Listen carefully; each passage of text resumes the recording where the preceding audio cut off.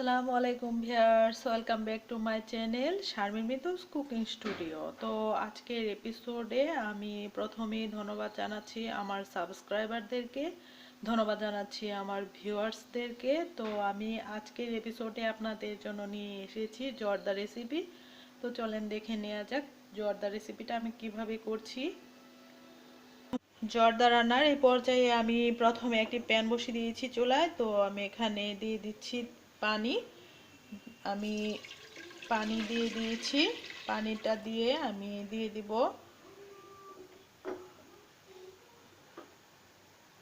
তেজপাতা। তো আমি এখানে দুইটা তেজপাতা দিয়ে দিচ্ছি। আমি দিয়ে দিচ্ছি দুইটা দারচিনি, দিয়ে দিচ্ছি ছোট এলাচ তিনটা, দিয়ে দিচ্ছি দুইটা লবঙ্গ। দিয়ে আমি পানিটা বলক ওঠা পর্যন্ত অপেক্ষা করব। এই পর্যায়ে আমার পানিতে বলক এসে গিয়েছে। এখন আমি দিয়ে দিচ্ছি জাফরান। তো আমি এখানে জাফরানের রং দিয়ে দিচ্ছি হাফ টিস্পুন।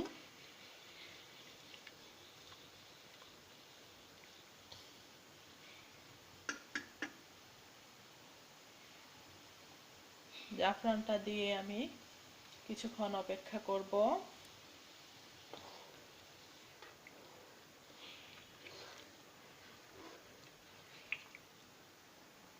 জাফরানটা আমি মিশিয়ে নিয়েছি পানির সাথে। এখন আমি এর সাথে অ্যাড করে দিব পোলাওয়ের চাল। তো আমি এখানে চিনি গুঁড়া চালটা ইউজ করছি। আমি আগে থেকে ধুয়ে এরকম স্ট্রেনারে রেখে দিয়েছিলাম। তো আমি এখানে দিয়ে দিচ্ছি পোলাওয়ের চালটা, দিয়ে আমি সিদ্ধ করে নিচ্ছি 95% পর্যন্ত। চালটা সিদ্ধ হওয়ার এই পর্যায়ে আমি একটি টিপস শেয়ার করছি আপনাদের সাথে। এই পর্যায়ে আমি 1 টিস্পুন তেল অ্যাড করে দিচ্ছি। তেল অ্যাড করা থেকে হবে যে আমার চালগুলো একটার সাথে আরেকটা লেগে যাবে না, ঝরঝরে থাকবে। তো এই পর্যায়ে আমি সিদ্ধ করে নিচ্ছি। সিদ্ধ করার পর্যায়ে আমি ঢেকে দিচ্ছি ঢাকনা দিয়ে।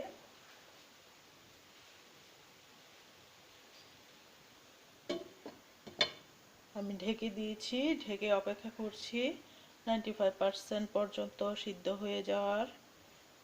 এ পর্যায়ে আমার চালটা 95% পর্যন্ত সিদ্ধ হয়ে গিয়েছে। এখন আমি এরকম একটা স্ট্রেনারে আমি পানিটা ঝরিয়ে নিচ্ছি। এ পর্যায়ে আমি একটি স্ট্রেনারে পানিটা ঝরিয়ে নিয়েছি। এখন আমি তেজপাতাটা সাথে আমি যেগুলো দিয়েছিলাম আমার গরম মশলা, ওইগুলো আমি ফেলে দিচ্ছি। সবগুলো একে একে আমি এভাবে করে উঠিয়ে নিচ্ছি। এভাবে করে সবগুলো উঠিয়ে নিতে হবে। এভাবে করে আমার গরম মশলার এভিডেন্সগুলো সবগুলো তুলে নেওয়া হয়ে গিয়েছে।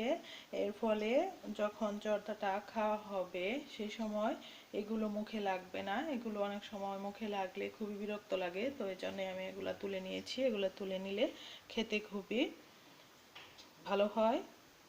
তো এই পর্যায়ে আমি এখন জর্দাটা রান্না করব। পর্যায়ে আমি জর্দাটা রান্না করে নিচ্ছি। রান্না করার পর্যায়ে প্রথমে আমি একটি প্যান বসিয়ে দিয়েছি চুলায়। তো প্যানে আমি দিয়ে দিব তেল। আমি এখানে সয়াবিন তেল দিয়ে দিচ্ছি। সয়াবিন তেলটা দিয়ে আমি এখানে কাজু বাদামগুলো দিয়ে দিচ্ছি। কাজু বাদামটা দিয়ে আমি একটু ভেজে নিব। এ পর্যায়ে আমি কাজু বাদামগুলো ভেজে নিচ্ছি। অনেক সময় কাজু বাদাম কাঁচা খেলে বিরক্তিকর লাগে, তো সবাই পছন্দ করে না কাঁচা খাওয়া। তো আমি এই পর্যায়ে একটু ব্রাউন করে ভেজে নিচ্ছি বাদামগুলো। বাদামগুলো ভাজা হয়ে গিয়েছে, এখন আমি উঠিয়ে নিচ্ছি। কাজু বাদামগুলো ভাজা হয়ে গিয়েছে, আমি উঠিয়ে নিয়েছি।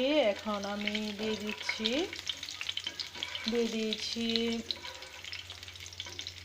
কিশমিশ। তো কিশমিশগুলো আমি হালকা ভেজে নিচ্ছি। ভেজে যখন এরকম সাদাটে হয়ে আসবে, তো এই পর্যায়ে আমি অ্যাড করে দিব পানি। এ পর্যায়ে আমি পানিটা দিয়ে দিচ্ছি। তো এখানে আমি এরকম একটা কাপ দিয়ে হাফ কাপ পানি দিয়ে দিয়েছি। এখন আমি অ্যাড করে দিব চিনি। তো চিনিটা আমি ব্যবহার করছি শিরা তৈরি করার জন্য। এখানে আমি চিনিটা দিয়ে দিয়েছি। এখানে আমি 1/3 কাপ চিনি অ্যাড করে দিয়েছি।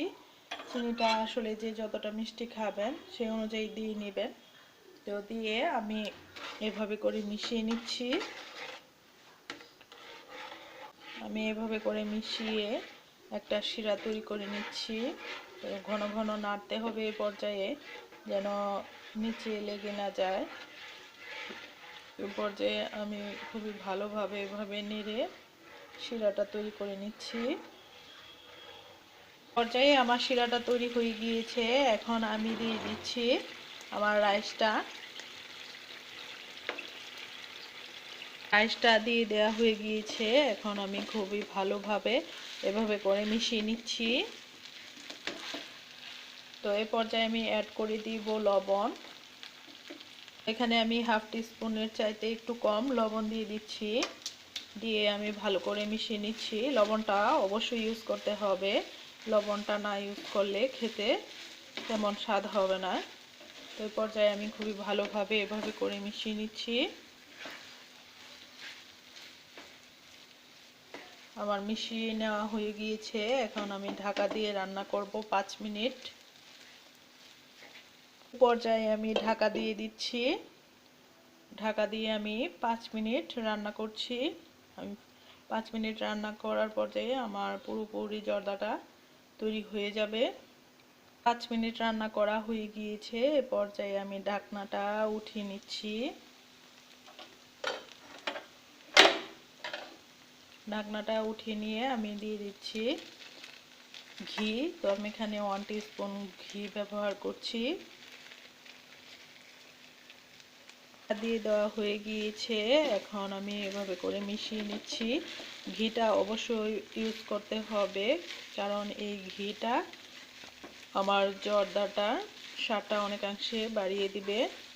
তো আপনারা ওই জর্দাটা রান্না করার সময় লাস্ট পর্যায়ে ঘিটা অ্যাড করে দেওয়ার চেষ্টা করবেন।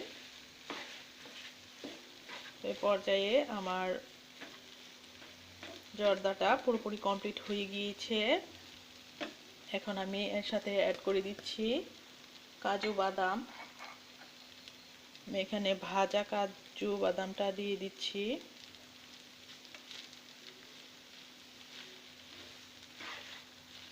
আমার বাদামগুলো দিয়ে দেওয়া হয়ে গিয়েছে। এখন আমি এর সাথে অ্যাড করে দিব বেবি সুইট। তো এই বেবি সুইটগুলো আমি নিজে বাসায় তৈরি করে রেখেছিলাম। এখন আমি দিয়ে দিচ্ছি বেবি সুইটগুলো।